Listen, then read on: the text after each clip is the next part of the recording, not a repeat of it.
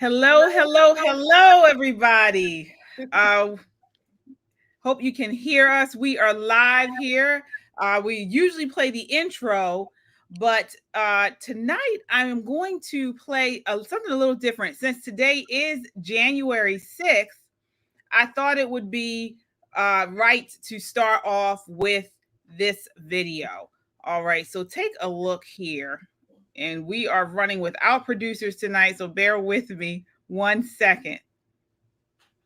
You got it. Again, before we get into it, this is Poppin' Politics. We are generally live every Wednesday night at 8 p.m.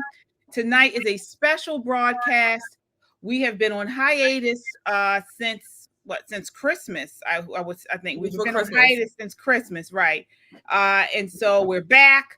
We were not supposed to come back until next week, but there's been so much going on. We said we had to come back to you guys tonight. Specifically, we want to respond and react to The View.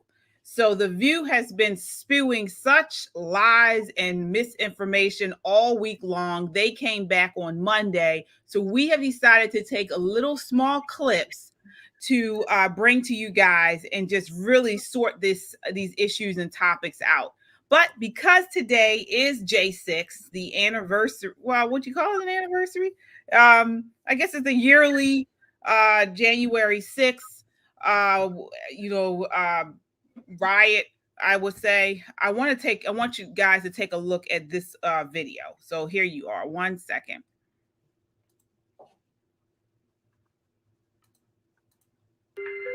Can you hear? Good morning, ladies and gentlemen, and welcome to the U.S. Capitol building. If you've joined us today for the insurrection, please make sure you pick up a promotional leaflet on the way in, stay inside the safety cordons at all times, and if you get lost, speak to one of our Capitol police officers. They'll be sure to point you in the right direction.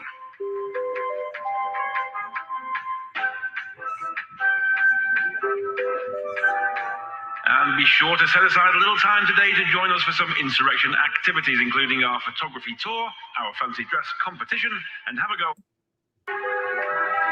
And I've now received the results of our fancy dress competition. The winner today is Jacob Chansley. That's Mr.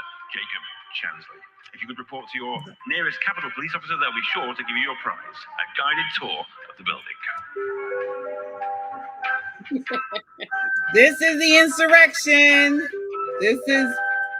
This is what everyone is. If you look, or if you guys have seen mainstream media today, this is what they are talking about: the insurrection, the terrible insurrection of January 6th, the travesty. And before I get you ladies in, I want to share with you, this is a little snippet of what they are talking about today.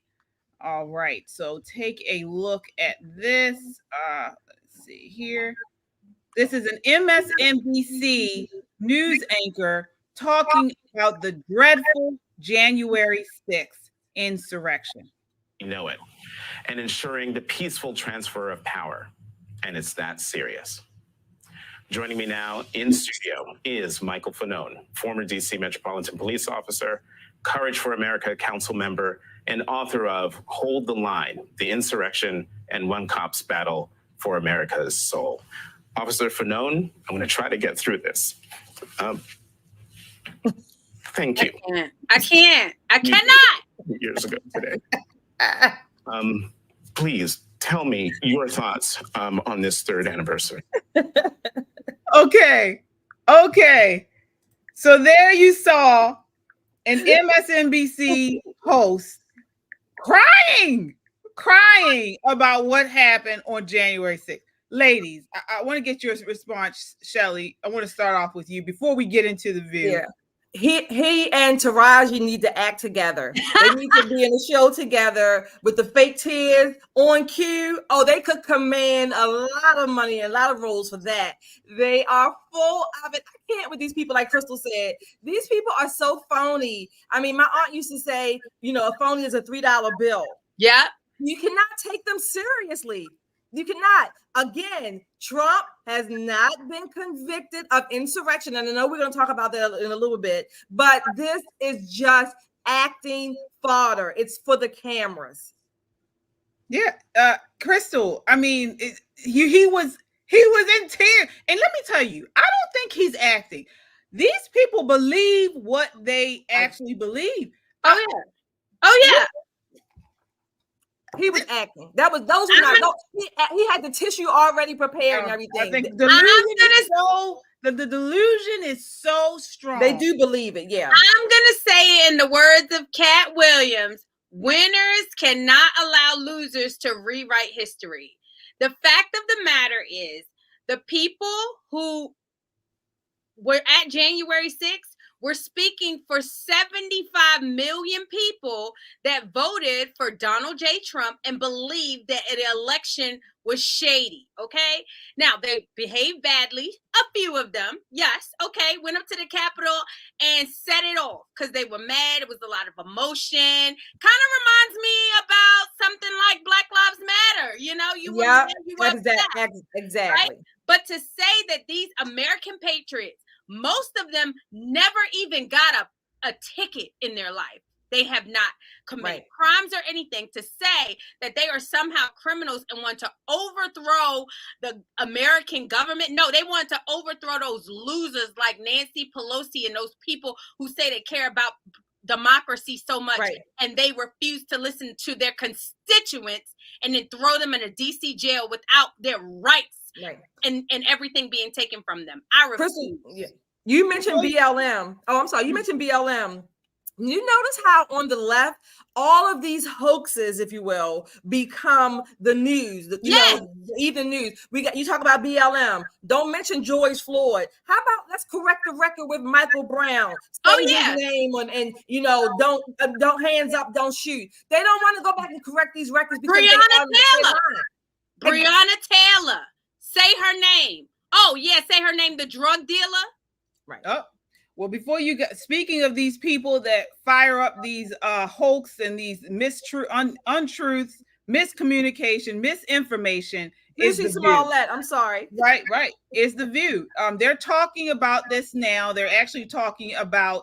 I have a clip here about Trump being removed from the ballots. Take a look here. This is the first clip of the night from the View. Maine recently became the second state to boot you-know-who off the ballot. They cited the same constitutional amendment. I'm going to say that again. The same constitutional amendment that Colorado did, which states that anyone who engages in insurrection is ineligible to run for political office. Okay, that's what the Constitution says. But now you know who is vowing to appeal, and some of his Republican rivals for the nomination think he should be allowed to stay. You know, the thing is, here they are again. This is black letter constitutional law. Is it? No, She knows. Basically, says if you participated in an insurrection against this country, you may not hold office. You may not do it. Say that one more time. You may not. Came from Jefferson Davis. Right. Because it's about the Civil War, and they did not want anyone who tried to really take over this country by force to be able. All right. So here we are. I want to get you guys' response. Before I do that, the media is such liars, and it's propaganda, it's corruption. Trump tweeted out on January 6, 2021, he says, Trump, I am asking for everyone at the U.S. Capitol to remain peaceful, no violence, ! Remember, we are the party of law and order. Respect the law and our great men and women in blue. Thank you. That is not the words of a man leading an insurrection. This woman got her law degree out of a cereal box. Right. I want to get your thoughts on this show. Yeah, again, Trump has been impeached twice, and he was not found guilty, if you will, convicted of insurrection. This is a civil war. What she failed to also mention is that during that time period, not only was there debate going back and forth, but the Republicans ultimately allowed the Southerners to come into the Union and still vote, not take away their rights. That's number one. Number two, it is not a classic black and white constitutional issue. If it were, we would not be here debating it, okay? So it's not at all. And the Constitution has not defined insurrection, which is why this will go to the Supreme Court. And thirdly, they talk about this Constitution and following the law only when it benefits them. How about in Maine, the Secretary of State is not an elected position. She just, decided with 3 people to show up at a meeting to take a man off the ballot. I don't care if it was someone that I did not support. It's not the process. It is what they're doing is they are trying to overturn the government and the foundation of it. Yeah. I want to get your thoughts on this, Crystal. Yeah, I agree 100% with what Shelley said. I love President Trump. But at this point, you guys, I really think that he should bow out anyway. Like, I don't think that this country deserves exactly what it's going to get. But when you're trying to take somebody off the ballot, as I stated before, the court of public opinion is not a formal institution that we honor here. So I don't care if you think that he engaged in insurrection. You think that he tried to overthrow the government. Good thing you don't get paid for thinking, Sonny. Absolutely. Well, she does, but we all know they're propagandists. I mean, according to the National Review, they did a great article on this.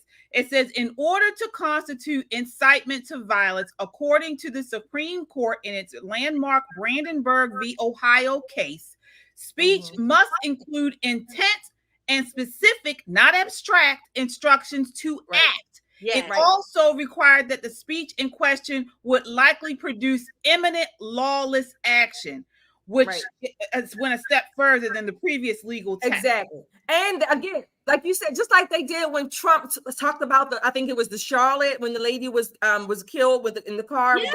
He told the people, they didn't put the whole clip on. They cut it out. You can find it. But again, they don't want to mention that he told those people to go home. He told them, no rioting. This is not, go and protest. Of course you can do that. We have a First Amendment right. But these people, all of a sudden now, these rights mean something. But how about during the scamdemic, these are the same people who applauded lockdowns. They applauded people being mandated to have injections just to keep their jobs and feed their families. These people are bull. They are phony. They are fake. I despise them. Yeah, and I agree. I agree with you, like the whole twisting his words. I mean, like the man clearly said with the Charlottesville, good people on both sides, you guys. That means he thinks that the people who want the statue down are good. He thinks that there's people who want the statue up are good.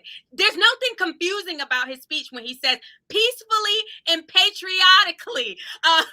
But then they use the term, fight like hell. I said to one of my girlfriends the other day, I said, if I tell you, Crystal, if you tell me, Crystal, you got to fight like hell to save your marriage, or fight like hell. I said, stop trying to change the English language when it comes to this man. That is a very common term. Right. Absolutely. And we know that's what they're all about, changing the English language. Nothing Trump said at his speech before the violence broke out was specific call for violence. Nothing. And it was much less an insurrection.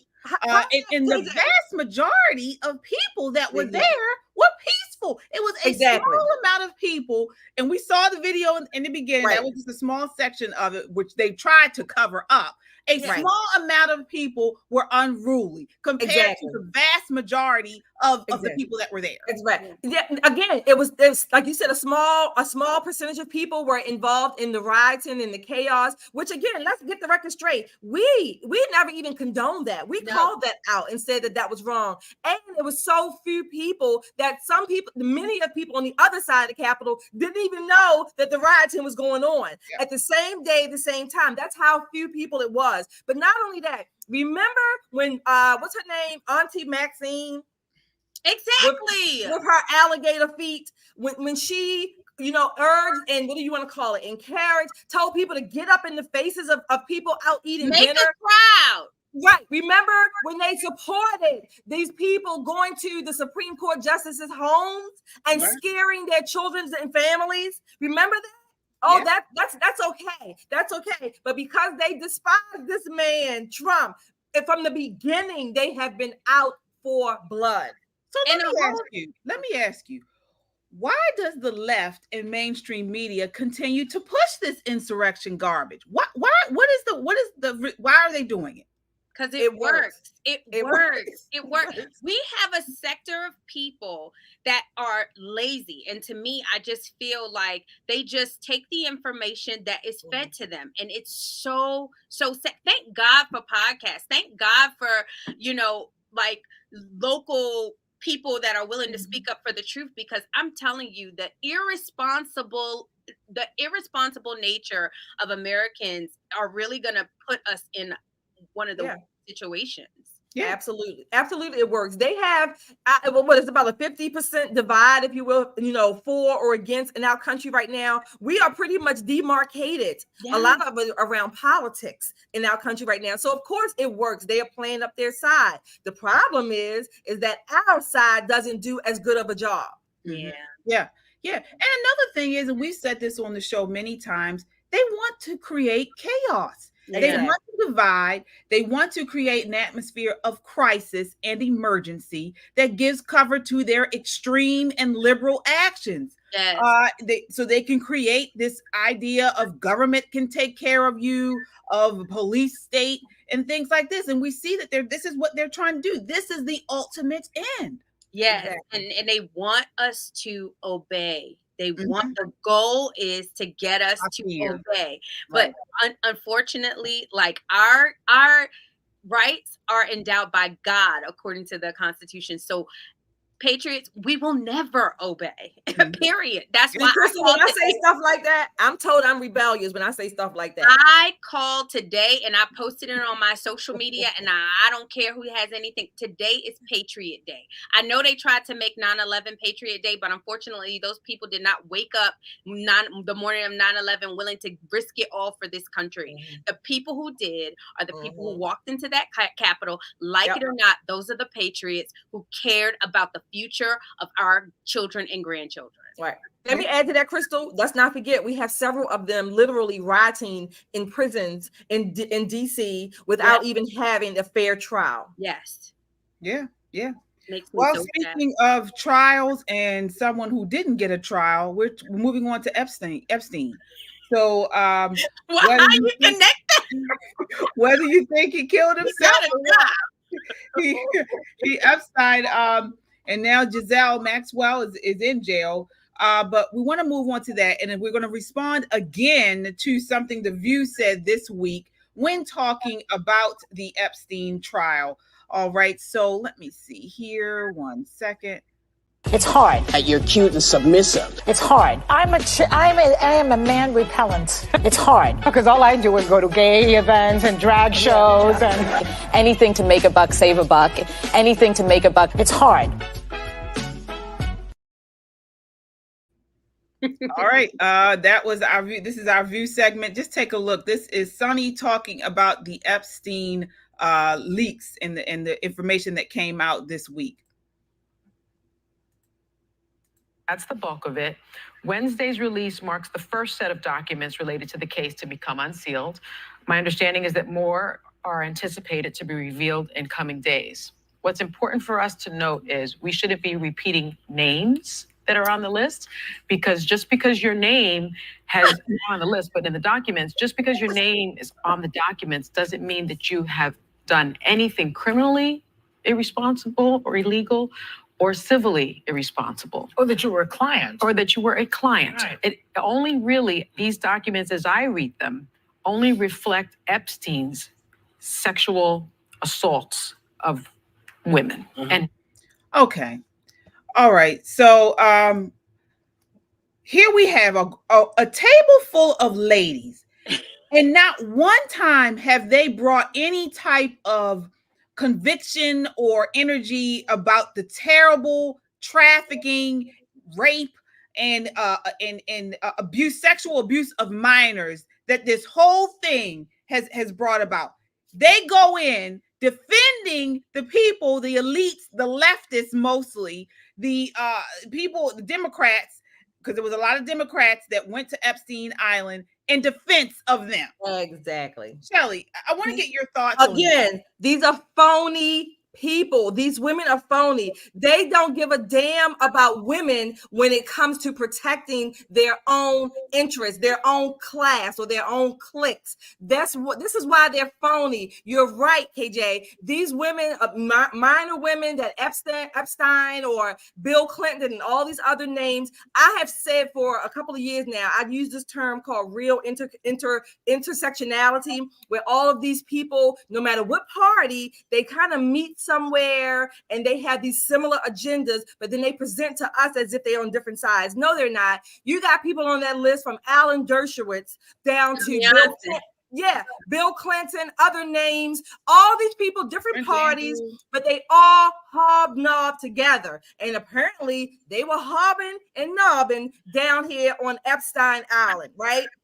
That's what they were doing. I think that blue dress that Bill Clinton, what the hell is a president, a man going to be posing blue dress and red suede shoes like Elvis Presley was singing about? The blue dress that Monica saved from for her collection. This is BS. They don't care about women. They are phony. These are the people that will spout whatever sounds good, but when it comes down to elitism, protecting their class, their money, their social interests, and their status, out the window goes all the women that they claim to protect. Yeah, they're sick. They're sick.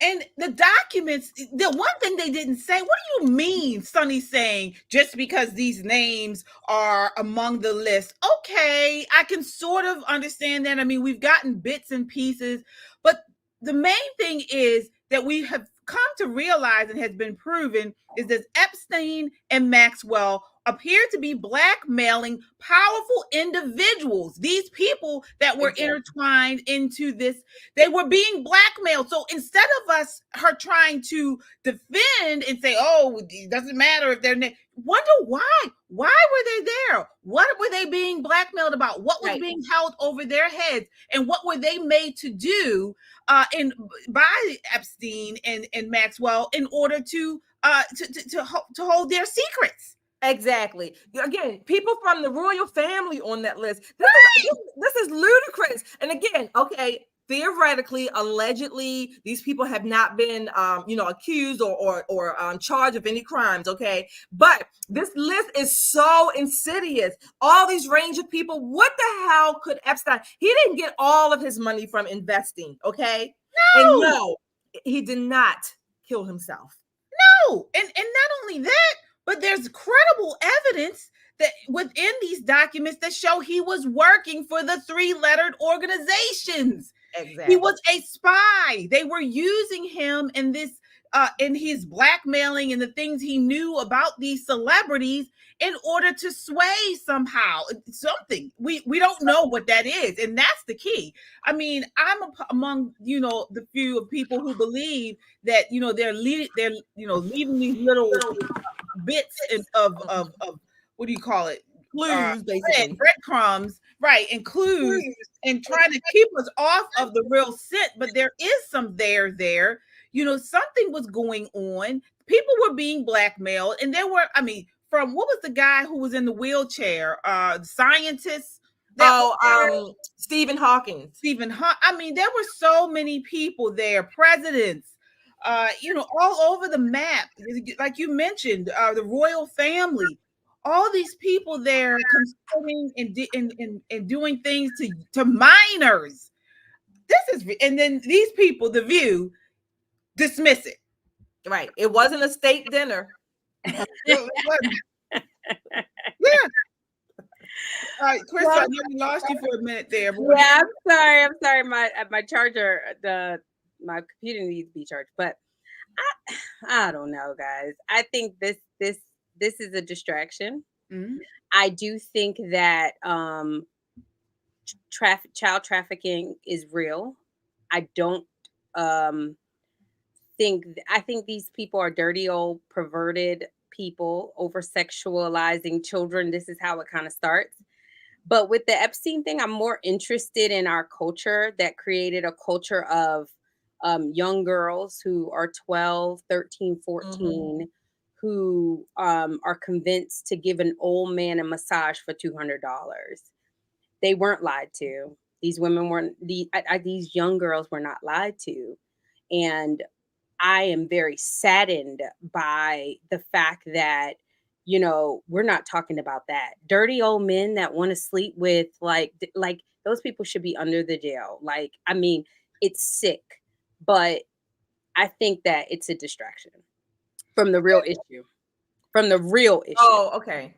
Right. I mean, the issue is, and this is nothing new. We've talked about this on the show.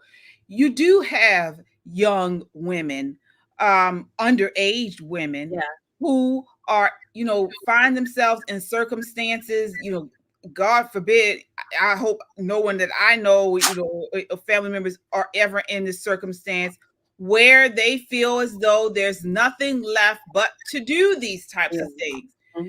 You know, it's very sad. But we do know young people are easily manipulated. Yeah. So I don't understand. I didn't understand that part when you said they weren't lied to, Crystal. I didn't understand that. But meaning like when the Epstein file came out, I was just shocked that they were saying, oh yeah, I walked up to some teenage girls and said, hey, you want to give an old man a massage for $200? And they were like, yeah. And that burned me up so bad. It's like, what culture have we created where your daughter or your son values $200 and needs $200 or wants $200 so bad that they're willing to exchange their time, their sensuality, their innocence for it? That's my biggest issue. And I think that comes from a culture, a sexualized culture where it's monetized, it's considered cute. And then these dirty, old, disgusting men like Bill Clinton, nobody's shocked that he's on the list. But I know, but I laughed because guess who was not on the list? Who thought that Epstein was disgusting? How about it be the man who has lived an impeccable life, whether you like it or not? The man who, I mean, people don't like what he says, but I'm telling you, it has nothing to do with what you say when you live an impeccable life. And Trump was not on the list. So that was I don't know about Trump living an impeccable life. He was on a decent life. I mean, no, I get you. I'm just saying, I don't know about him living an impeccable life, but he lived a decent life. What's not impeccable about his life? No. Well, wait 1 second. He wasn't within the circles, and he was on the list. He flew on the plane, I believe, with his family. He never went to Epstein Island, but he was. I mean, there are multiple photos of him. Yeah, but he wasn't on the flight list. He was not on the flight list. He's flown on the plane before, so has RFK Jr. admittedly so, right? A couple of times. So again, I was just teasing you about the word impeccable. I mean, Trump has not lived an impeccable life. But again, so what you're speaking to, Crystal, is you said the culture. So then it goes back to parents. Right? It goes back to parents. What are we, quote unquote, allowing our children to be, vulnerable to this kind of grooming? All right. Again, like KJ said, young people are very impressionable, good, bad, or indifferent. They just are. It's a part of the human growth and development. However, the culture that we have created, when I say we, I'm talking about even myself included. I'm talking about things that maybe I have consumed or bought. Or, whatever, different maybe types of music or things like that. So I'm not excluding myself from the overall culture, but this culture that we have created and allow when we say that fathers are not, good for children, things like that, that sets them up to put them more at risk to be manipulated and abused at younger and younger ages. Yeah, and we have to stop as a culture pretending like we didn't know. Like, I will continue to hold Black people accountable for Aaliyah. Stop acting like when Surviving R. Kelly came out, people clutching their pearls. Oh my God, he's been with young girls. everybody knew that he was with Aaliyah. We used to sing "Age Ain't Nothing But a Number." We used to laugh. Oh, did you know he married Aaliyah? And everybody knew that she was underage. That was the culture that we created. And so I love like KJ, you do a lot of work with this, the sexualization of children. Like we are responsible for every young girl that I mean, don't you feel like, why would your daughter, think about it from your, like, $200 to give an old man a massage. I don't care if you gave me $1,000. I'm not doing that. Yeah. And I do want to correct something here, because I do, Charlene, thank you so much for that. Is saying that from what I understand, his and name from is what not on there. Reports, he flew on he appeared on the flight logs in 1993. He flew along with his ex-wife Marla Maples, his children Tiffany and Eric. He was on Epstein's flight in 1993. And that was the first batch, not this recent batch, but the first batch of released information that was sent out said that he did. Now, he did not go to the island as many of them did, but he did fly on Fair enough. The question still, at least in my mind, is why and how does Epstein get so much access? Why is his name connected to all of these people? For what? I mean, just saying, for what? I'm not accusing Trump. I'm not even accusing. No, I'm not accusing. I mean, Trump didn't do much of anything. I'm just saying, I'm not. But my point is that these breadth of people from all different, again, parties, politics, whatever. How is it that this man Epstein had access to them? Why? For what? I tend to believe that there was some goings on.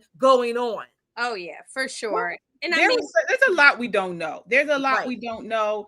And the many of the people that were involved, not Trump, because when he was on there, he wasn't even president, but there were actual presidents on this island. Again, Trump was not at the island. The royal family, right? The royal family and things like that. So, we need to know. I mean, this man is a known blackmailer.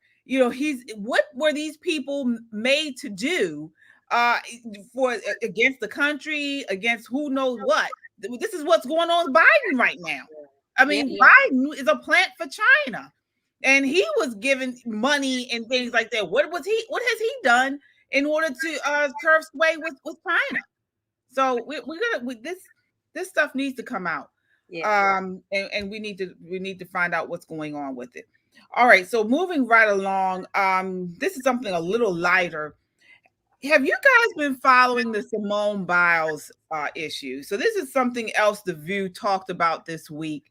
According to Page 6, Simone Biles is standing by her husband. So if you guys don't know, Simone Biles is this world-renowned gymnast. She recently got married to Jonathan Owens. He is a football player.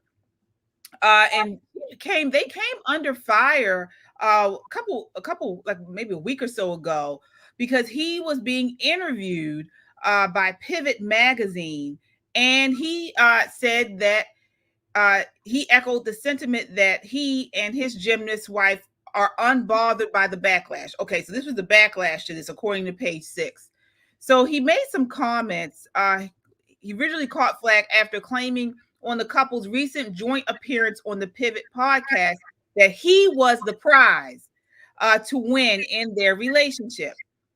He said, "I always say that the man or men are the catch," the pro NFL player said. Elsewhere in the interview, Owens also claimed that he didn't know who Biles was before meeting her.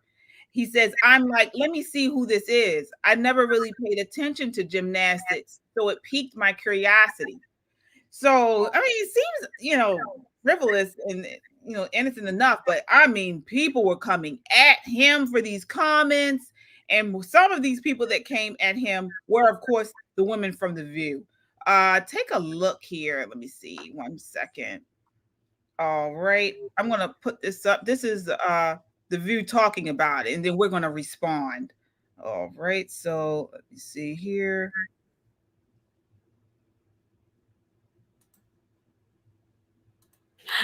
What I would like to see He knew who she was. She was on a Wheaties box. Everybody knows. There she goes. Everybody knows who Simone Biles is. I don't know who he is. And so, Wait, Sonny, the part that got me is when he said, I always think the man is the catch. Have you met other men? Yeah. Are you listening to yourself right now? Yeah. Okay, I cannot believe. I want more for her. I hope she's happy. No one ever knows what's going on in relationships, but she is the catch. Okay, but in defense of, I have trouble she goes with a again. man who can't let his spouse or partner shine. That's troubling to me. That's true. I mean, I don't Do me a believe that. favor, change the phraseology of that. Spouse? Any No, no. person letting Hey. themselves- His spouse. There you go with the phraseology.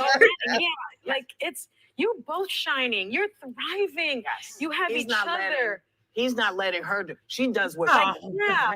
All right, so these old bats, here they are here again. All lonely old women. And they hate men. Ooh, they hate men. Even if the married ones seem to hate men. But before I begin, Shelly, what are your comments? Have you been following this story? And I've been following a little bit. Now, first of all, I want to say something to Sonny.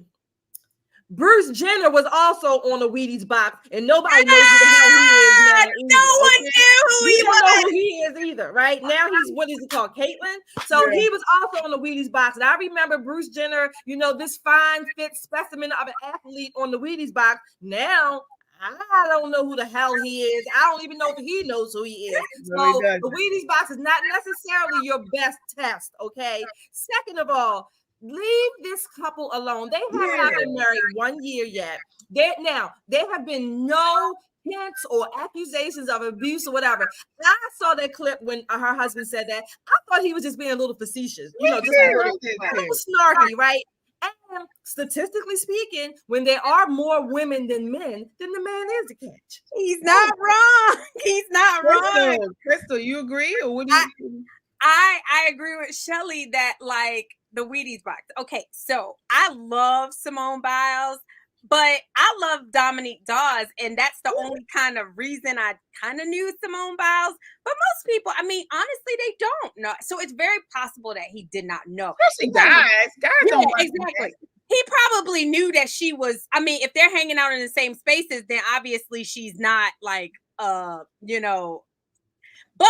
she's a great person. But I think, like Shelly said, he was being facetious. They've only been married for a year. Like, leave them alone. And I don't think that he's wrong. Like, even historically, women used to dress up and go and get, especially when you have a high value man. I mean, you want that man to take care of you and to, provide for you. And so I think that, like you said, they hate men. So they're in this feminist world, like the woman's the prize. Honestly, I think that if you find somebody who loves you and both of you guys have a prize, and that's okay. That's okay. And she's riding for her man. She came out after, and she wrote underneath his Instagram post about this. She wrote a peace sign and a kissy face and said "for life." Yeah, she wrote beneath his Instagram post, echoing his sentiment that he and his gymnast wife are unbothered. She said by all the bad. Good. And aren't these some of the same people on the spew, as we call them sometimes? Aren't they some of the same women who claim, that Black women are always, downgraded and demeaned, and we don't have the support of the social society, but yet they are now downing this Black couple, okay? This young Black couple, these beautiful people, they are competitive in their own right. So that's why, again, this little back and forth banter, I love it between them. It's all in good fun. Right? And he may not have known about her. He was into his sport. Okay, so what? So what? Absolutely. And not only that, but like you mentioned, I don't know if I played the rest of the clip, but then they start to spin it like he's abusive. I mean, it's just like, are you really trying to tear this couple down like that? Yeah. But they hate marriage. They hate marriage. Yeah. You're on mute, Crystal. They hate marriage. They hate happiness. They hate beauty.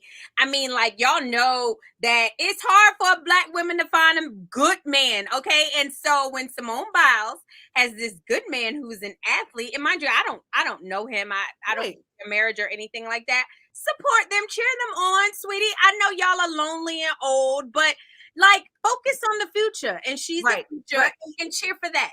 Right. Yeah. Another thing I want to add too, if this couple this girl was they were having babies out of wedlock on welfare, and they would be the first, you can't talk about them. You know, they need help, whatever. They are a couple, they got married, you know, their baby's going to be held within marriage, hopefully, that, it'll last for the long term. Again, they're starting off on the right foot. They are equally, successful, competent in their own right. So again, she's not basking in his glory. He's not basking in hers. They're not overshadowing each other. Leave them alone. They're just jealous. They are snotty. They are bitchy. Yeah.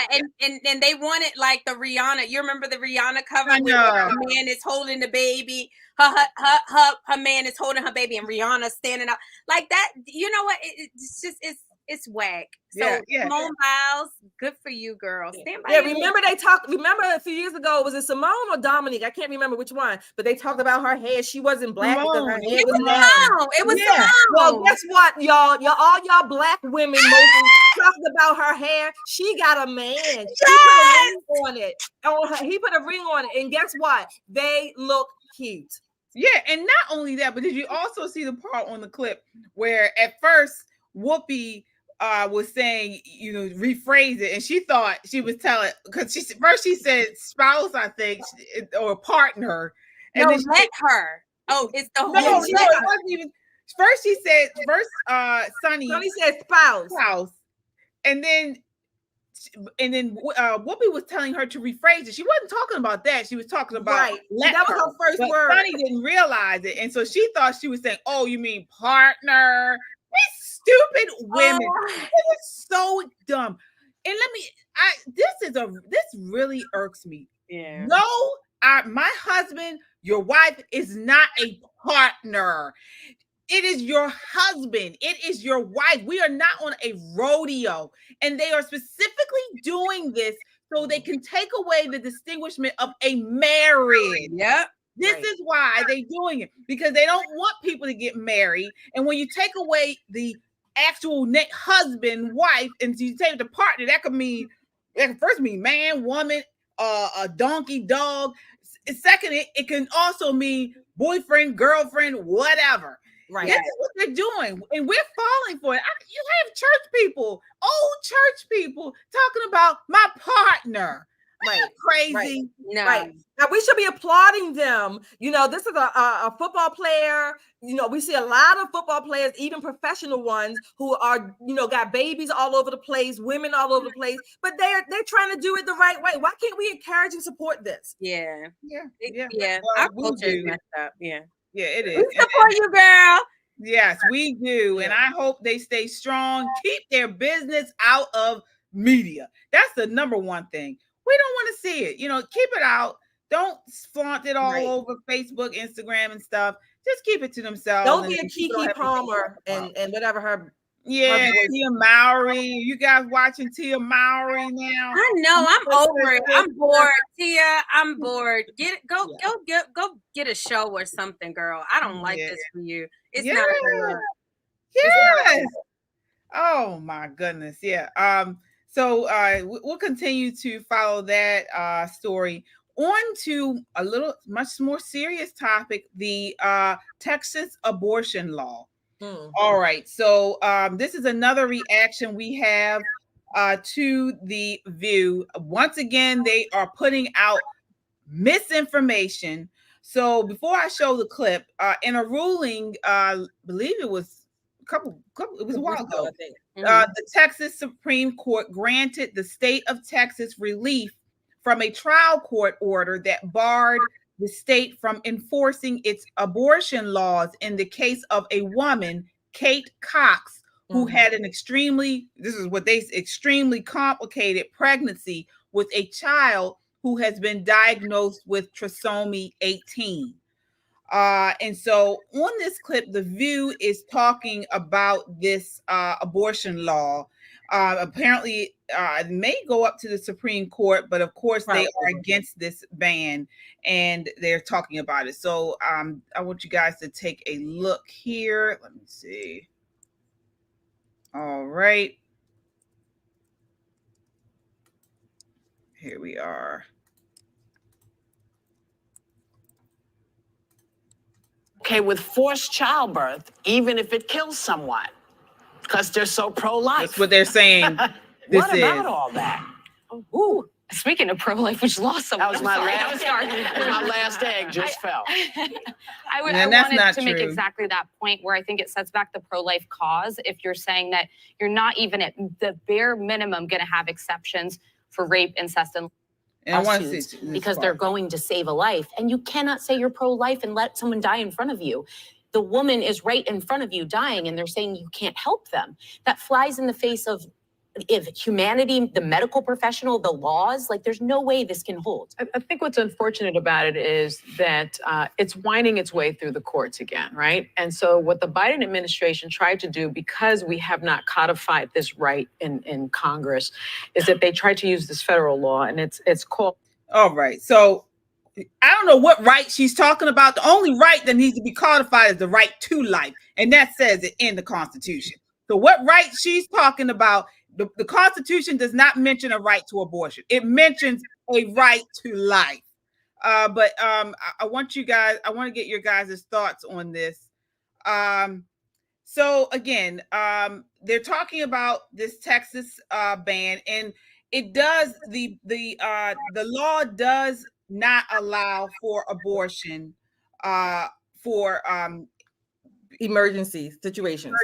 Well, it does allow for emergency. It does not allow for the abortion for there's no exception for rape, incest, right?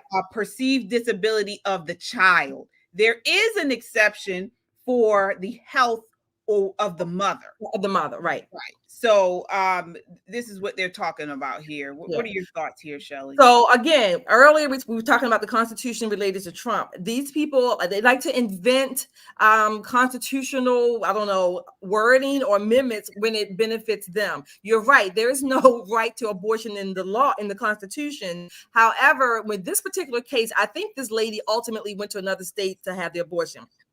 But they're trying to narrow it down, or it seems that way, to emergency circumstances. And I think it came up, one of them, maybe Sarah or someone mentioned like an ectopic pregnancy, where this law or doctors are hesitant because of this law that they might lose their license, right? So they're trying to carve out these exceptions, or I don't know if they're making them broader or more narrow. But in the case of these genetic deficiencies with these women carrying these babies who have genetic abnormalities that may die, I don't know if the life of the mother even meets that criteria, if the life of the mother is at stake. So this is going to have to be played out in the courts. I will say this. When it comes down to a pregnancy that is, I'm going to say, really endangering the life of a mother, doctors typically are going to focus on saving that mother. Yeah, and I hate the way that they're trying to like twist what it is. I've had an ectopic pregnancy, and an ectopic pregnancy is not a viable pregnancy, and so it's not an abortion. You're not aborting a live anything because it's not a viable. It can't implant itself in the tube and become a baby. So what they do is they remove the fallopian tube, or and it's a very different procedure than going into the uterus and detaching a body from it. So they're speaking to the lazy American people that refuse to educate themselves on this. And then they're also speaking to the culture, a culture where it's saying, I, as a mother, would rather my life than the life of my child. That has never been the way that it is. And the way that they are trying to tell you your life is my, women don't think like that. If I had to choose to die today for my children, I will stand in front of a bus. That is the natural, instinctual nature of a female. And so they keep trying to play on this. Oh, well, the life of the mother, the life of the mother.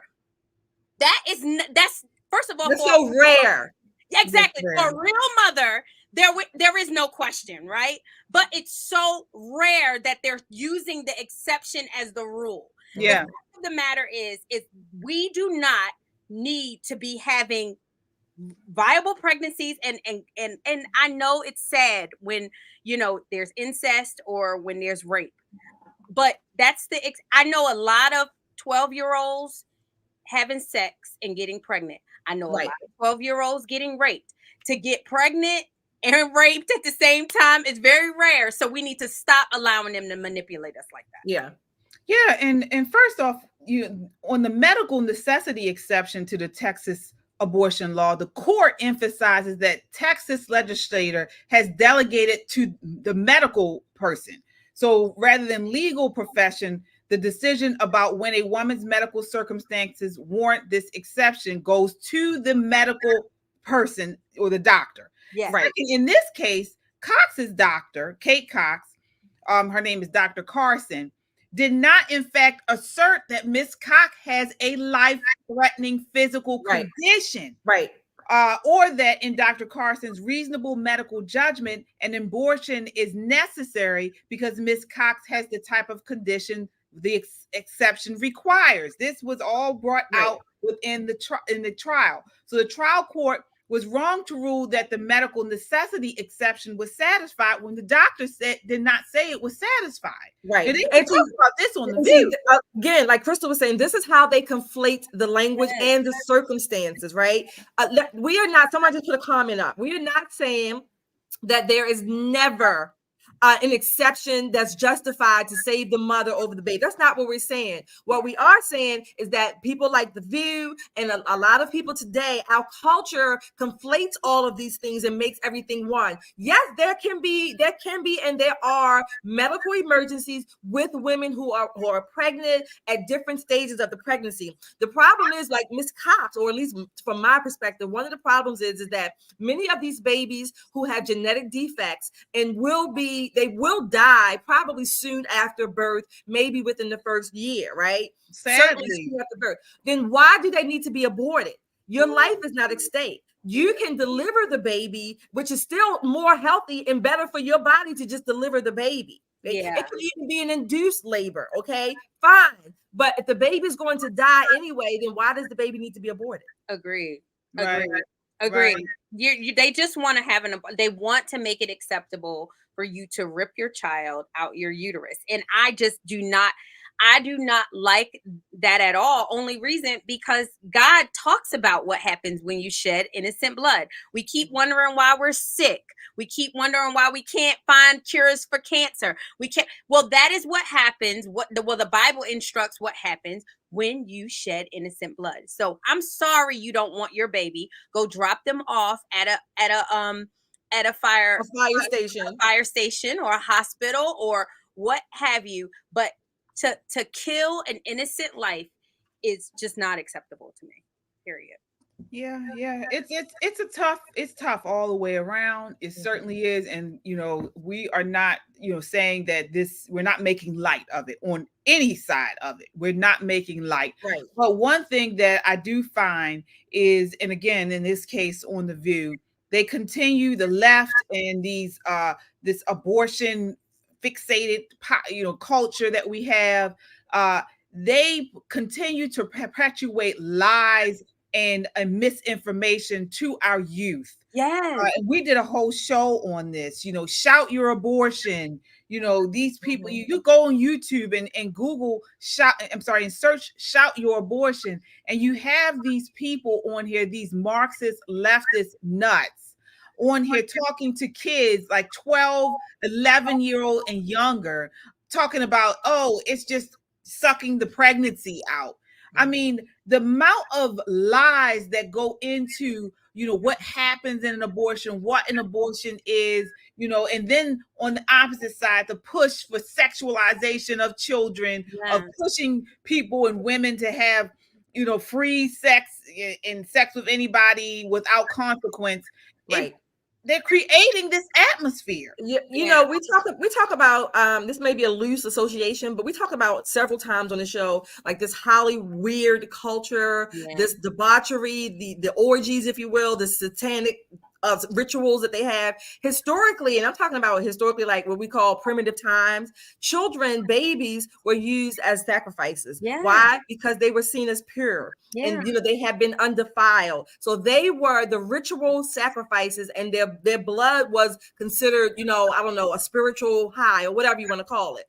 Now, to me, abortion is no longer rare, safe, and legal. It's like we want to take these children and their blood. They want these children on the altar of all of this debauchery. That's what I see. That's how I see it. Maybe I'm off, but that's just how I make these loose associations, because it's no longer rare, safe, and legal. It's like, just go for it whenever you want it. It's a banner.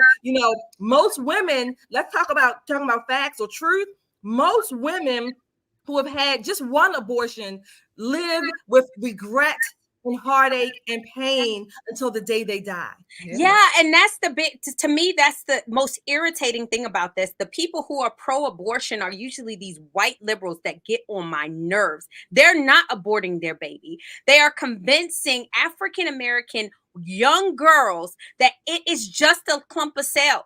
I was lied to.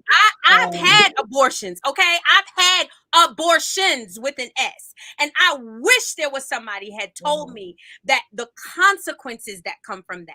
And like you said, it's the lies, KJ. It's the lies that you're telling people that they can somehow hide what they did in public, or their future is at stake, or you can't afford those things, like somebody else is in control of your life other than God. God put that baby there. That's one of the traumas we never talk about. We talk about all these other traumas. We don't talk about that cumulative trauma of millions of women, literally millions of women in America walking around. And guess what? They're in our churches, these women who are hurting. They're in our churches. They're in our jobs or our schools. Women who are hurting. But these people, like The View, claim to want to protect and they care for women. What about these women who are going around with this perpetual heartache that these people are saying, oh, it's okay to do, but they want to disclaim or even just ignore the fact that you have millions of women literally at the brink of heartache and heartbreak for one decision because they were lied to. Yeah, we've talked about this many times on the show and shared our stories on this as women. We don't use the whole women or feminine thing just to use it like these leftists do. And we're a group of women. We understand that it is a very tough decision, but there are a lot of things that come into play with this topic of abortion that the left just ignores, and so we want to continue to spotlight that and keep the truth out there. Keep the truth out there. It's a heartbeat bill. This Texas law, they're protecting the heartbeat. Once the heartbeat is known within these babies in the womb, they want to protect them and defend life. We all deserve a chance for life. So we will move right along. Last topic of the night, we're going to touch on briefly because it's been all over YouTube and social media. I mean, literally, my whole social media timeline for Instagram and Facebook has been Cat Williams. If you guys did not watch this interview, Cat Williams is a comedian here, an American comedian, and he was on he had an interview with Shannon Sharpe. Shannon Sharpe has a broadcast now called Club Shay Shay, and This guy went in on a range of topics. We're going to just show you a quick clip here of a small part of this, but the things got over, the actual interview has over 20 million views. So take a look here. Oops, okay.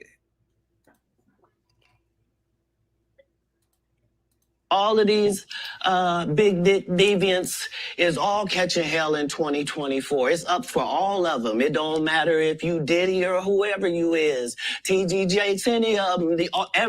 All lies will be exposed. That's all. And anyone who takes that the wrong way, know why they take it the wrong way. All right. So I wish I could play more of it, but just with copyright laws and everything, I cannot. But I want to get your thoughts. I want to start off with you, Shelly. Have you gotten a chance to watch the full interview yet? I did. I watched. Let me go on the record. I have a disclaimer, so y'all can take my black card. I have not seen one Friday movie. Okay, now I have never seen it, so I was not as familiar with Cat Williams on his work, but I love long form interviews, right? I just because I like people, they come out, they bring themselves, they're more authentic. You can ask kind of, questions that maybe not so scripted. I thought this interview was great. Cat Williams talking about let the cat out of the bag. Oh my gosh. That cat burst out of that bag. It came out like fighting and just ripping that bag up. But I love the interview. I loved it. Yeah. Crystal, what are your thoughts? Did you get a chance to watch it yet? I did. Okay, so I loved and hated it all at the same time. I did, y'all. I was really torn because on one hand, always torn. I was really torn. In that bag. Okay, so here's Cat Williams. I'm not a fan. I'm not a fan of Cat Williams. I don't really like the whole, I like comedians that he's really you guys what do you call it? Vulgar. He's bold. His comedy is really vulgar and so I'm not a fan of him. I only watched it because it was trending.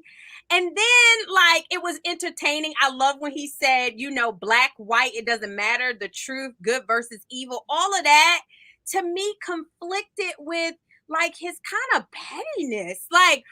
This person stole my joke. It was my joke. I just kind of felt like you're a grown man. Okay? Career. No.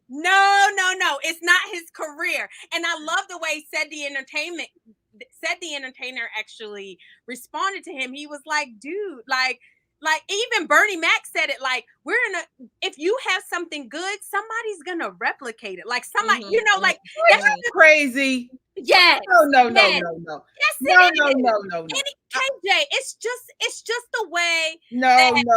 You cannot. First of all, most comedians are very intelligent. Oh yeah, they're very intelligent. They're writers. Mm-hmm. They have to be, and most of the really good comedians tell a story, and they can, the way they do it, it's very intricate, and they do that. And he's one of them. Now, I am not a Cat Williams fan. He's funny, he's okay, but he's not really my cup of tea as far as comedy is concerned. But I do recognize the talent, and he's a very brilliant man. He's very smart. And he says he's brilliant. He says he's brilliant. I think he's written multiple. He's written not only his comedy, but he's written for multiple movies. He's written multiple sketch work. He's an actual writer, and which is rare in most of the time, because you got people like Cedric the Entertainer and the rest of them stealing people's work. That's a big deal. You're supposed to come up with your own stuff, and they're out stealing his work. Right, plagiarism. Didn't Claudine Gay just resign? Yeah, it is. I I don't disagree with you guys, but I'm talking about like performance wise. So Cedric the Entertainer actually showed, and they did the joke side by side. It was a little different. They both have different styles. I just kind of felt like for him, like if he truly is this prodigy that he says he is, I didn't like how he was bragging. I was reading at 3. I was like, it was just very niggerish to me. Like I didn't like it. I didn't like it at all.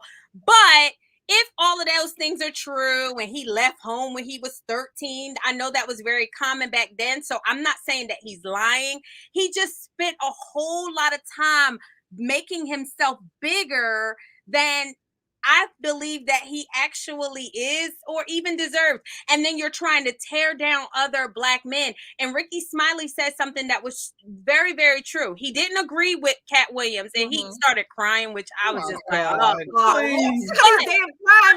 know, he started crying. I was just disgusted. Anyway, but what he did say that I thought was very, very important, he was like, bro, like, you're not thinking about the fact that when you're saying those types of things, like, my kids have to hear, like my kids have to don't hear do what you did. But maybe he didn't. What I'm saying is these people are saying that it's not true. So Ice Cube came out. Ice Cube came out and he said that most of what Cat Williams said was true. Now he did correct a small portion. I saw the Ice Cube thing, but he was the director and creator of the movie. He said what he said was true. A lot of people said what he said was true. Yeah. Also, Ludacris came out.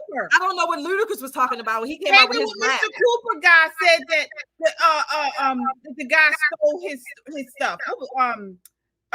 What's his name? The guy with the man unit. Steve Harvey. Hey, Mr. Cooper said Steve Harvey stole his stuff. So I haven't heard anybody really, even when Kevin Hart came out, all of them have responded to him, but none of them have really come out and said it wasn't true. Or at least, now I agree with you as far as Crystal. I agree with you. He definitely has an inflated ego. He does. I think some of that is part of the entertainment. But there is a way to handle when somebody steals your stuff. If somebody plagiarizes your stuff, you go to court. You crazy? No, I'm that serious because they say that about Beyonce. You know, they say she always stealing people's stuff. You can't do that with the comedians. You gas them on stage. You rip them. Okay, I agree that he should have gassed them on stage. He should have ripped them. But him sitting down, whining about a 1997 joke that was stolen from you, nigga, get a life. It was stolen. Wait a minute, Crystal, to your point, Crystal, when you do imitate someone that's good, that should be a plus. However, you cannot steal their. I agree. So imitate, and again, comedy, as big as it is, it's still a small world. So there's only so many, if you will, jokes that are going to go around. People are going to recycle. We are, in a sense, building on people who come before us too, right? So that's just, it's nothing new under the sun. All right, nothing new under the sun. He called them out though. If it's nothing new, then he should have called them out. Why he wait till now? Why wait till now to say all this? Why not? That's what I'm saying. That's what I'm saying. He should have called them out. He should have made a joke about them. I would have loved that. But him sitting there, like literally, Shay, like Shannon Sharp said. He said, "Oh Lord, let me get a drink." He said, "Hey, Cat Williams, how you doing?" Just niggerish, like He was upset because Shannon Sharp had just had all of them on the show and they spewed a lot of lies about the man. So he was hot. He was coming on there piping hot. And look what this is the largest broadcast of Shannon Sharp's podcast he's ever had. Good for Shannon and good for Cat, because Cat, bro, I'm sorry. Like, your Netflix specials are okay, but he's really not. At the end of the day, all of it is still about business. What did Cat Williams say? What part they don't understand? This is a business. Shannon, Shay, all the other comedians that he mentioned, they're all getting some kind of boost right now in the last couple of days. Yeah, it was entertaining. Like I said, I loved it. It was entertaining, but I don't like to see grown men do that. I don't. It's a turn off for me. Like you said, I mean, what he said, I mean, the man he's foretold a lot of, he said in the interview, he told Shannon Sharp, he was like, this thing is about to go viral. And my Lord, it went viral. I can't remember when my entire timeline was all Cat Williams, love him or hate him. It was all Cat Williams. So, and they're still talking about him. I know he got a few quotes that I just used. Don't let winners can't let losers rewrite history. Yeah, that's what he said. He did, and he did have some nuggets. He did. The racial thing, where he talked about, he's traveled the country and. It's not about race. It's about real people. It's about real people. He said good versus evil. He was like, right.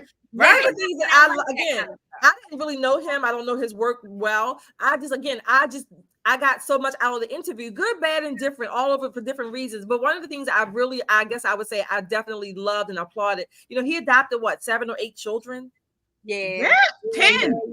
Yeah. 5 girls and 5 boys. That to me is awesome. Yeah. Like that's why I loved his story, and it was just very, Yeah, he does. He's a single parent. And then what about all the things they had women coming out who, after this interview aired, who confirmed that he just would give them money.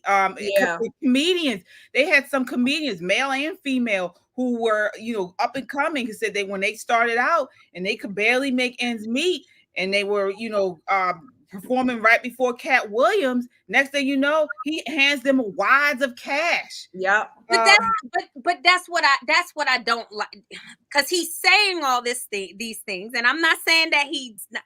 But other people have, the way he just talked, Grant, I'm the only, other people have helped other people. Other people have adopted, if he's adopted that many children, other people, he just act like I'm just more important. I'm more special than everybody else. And I didn't get that. I hear what you're saying. I didn't get that sense. I just thought there was I thought this interview was chock full all over the board, at least for me, because again, I'm not as familiar with his work as you all are. Right. Yeah.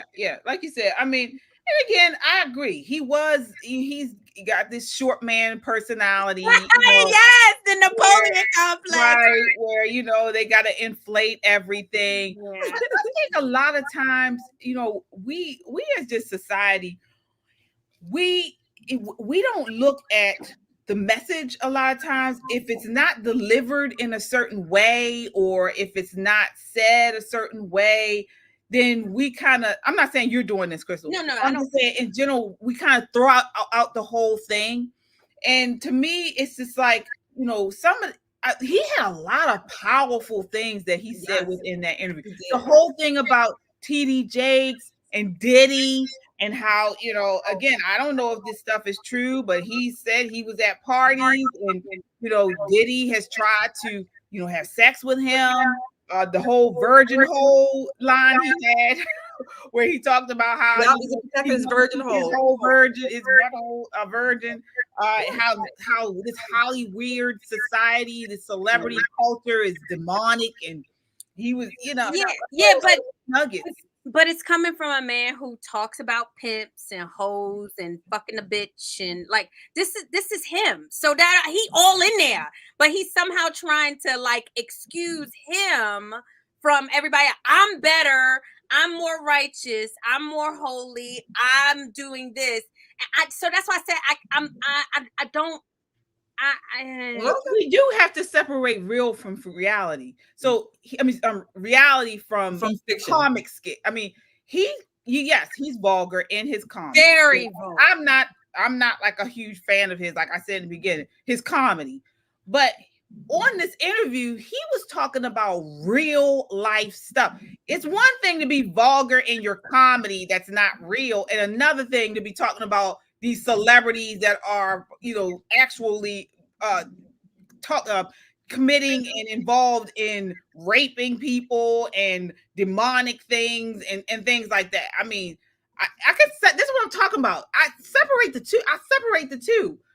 Look, Yeah, KJ, but you know I have a saying. That's why I am not a sycophant, a celebrity, sycophant. I like them for their skills or whatever talent they're putting forth. But I am not so consumed in these people's quote unquote lives. I don't know their lives.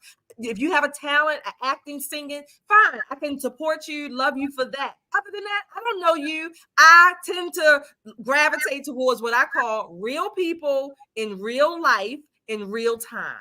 yeah, I a agree. question here. So are you guys a fan of Dave Chappelle? Yeah, I like Dave Chappelle. Yeah, I'm not really. I'm not. I'm not a fan, but yeah, he has things that I like. Same thing with Right. Cat Williams. He has things that I like, but I'm not fan. If you can make me fan laugh, of Cat Williams. if you can make me laugh, I love it. That's I'm fine. not. He's not funny to me as a stand-up comedian. My comedians, people I laugh at, have always been like Bernie Mac, Yes, Paul Mooney, Chris Rock. Chris Tucker is my Yes. favorite. Chris Tucker is my favorite. Well, according to Cat Williams, the Chris Tucker we got right now is called the Epstein Chris Tucker. I know. He admits that he had sexual problems.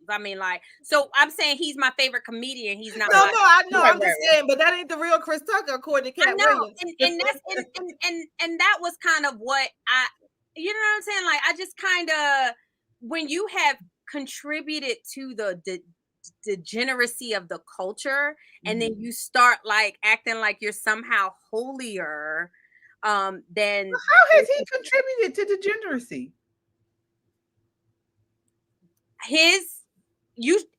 I've seen his comedy, and honestly, I don't know about the stories he tell about him being such a great person. Okay, I don't know him personally. I only know what he put out there about the pimp and slapping the bitch and effing the B and effing all these hoes, and I'm the pimp. That is him, and he has been that way for a long time.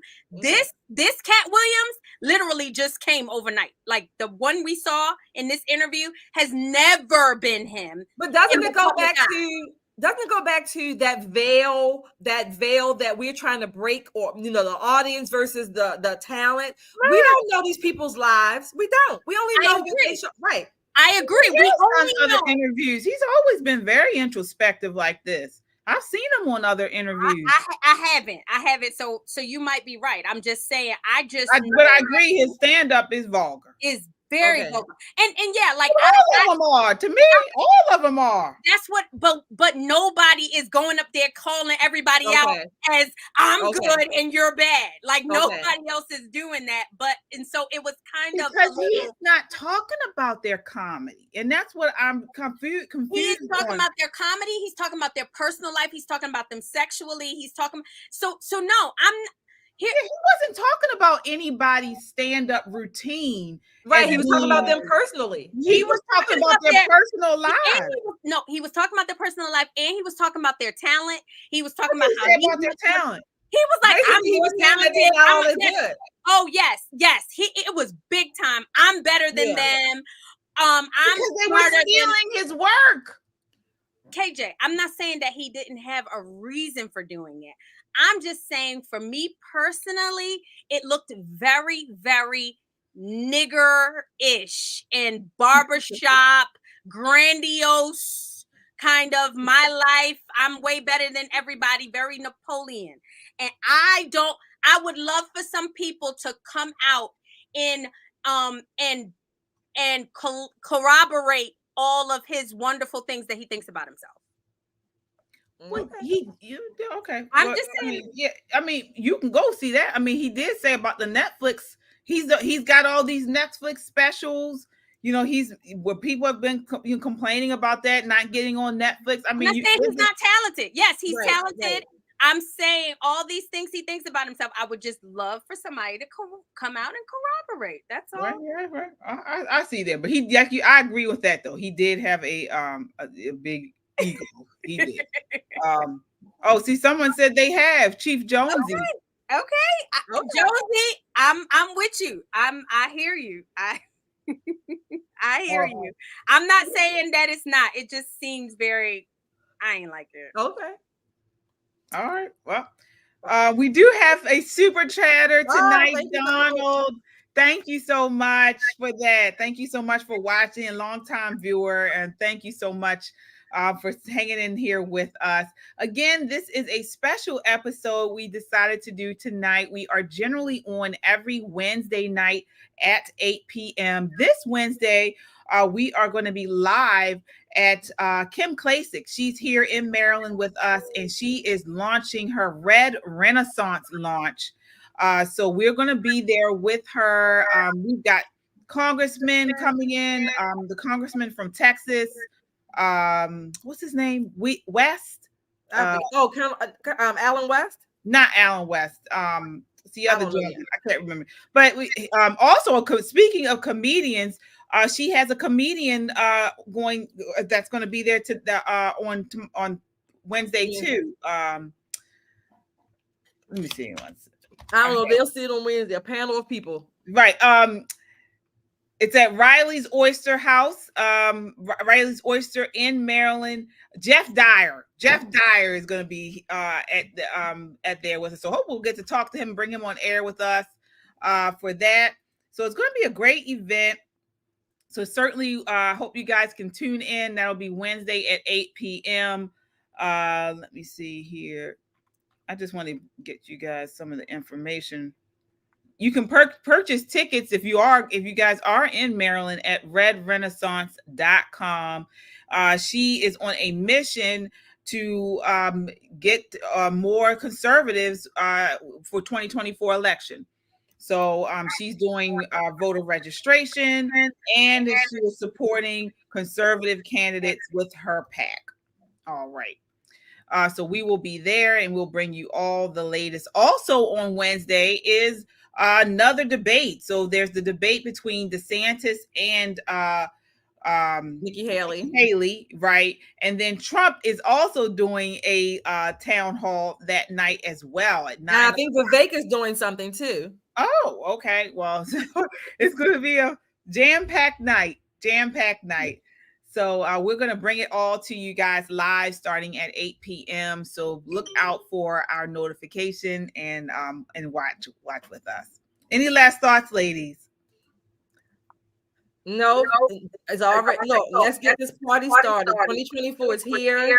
You know, I'm excited. All right. Crystal, any final thoughts tonight? Happy New Year. Praying for the January 6th Patriots and their families. I think that we need to start as conservatives really talking about the mistreatment and the unequal justice under the law and screaming it and yelling it and demanding that they pay attention to those patriots. All right. Well, this brings us to the end of the show. Thank you so much for watching. Continue the conversation by checking us out on YouTube, Twitter, Facebook, and Instagram, and subscribe. If you guys are not subscribed yet, please hit that subscribe button. You can also hit the notification bell so you know when we go live. And we certainly appreciate the support. We just appreciate the super chatters. We certainly do. As you guys know, mainstream media is out here giving misinformation and pushing a narrative. And so an agenda, I should say, and we want to be different. We are different. We're always looking for the truth. We have some new things coming for you guys in the next couple of weeks for 2024. So please stay tuned. You can also check us out on our website at www.popandpoliticslive.com. We appreciate the support. We are an independent media. And again, each time you subscribe, it helps make our voice that much stronger. We are a necessary voice in news and entertainment. Until next time, count your blessings and live a life of purpose. Good night. Bye.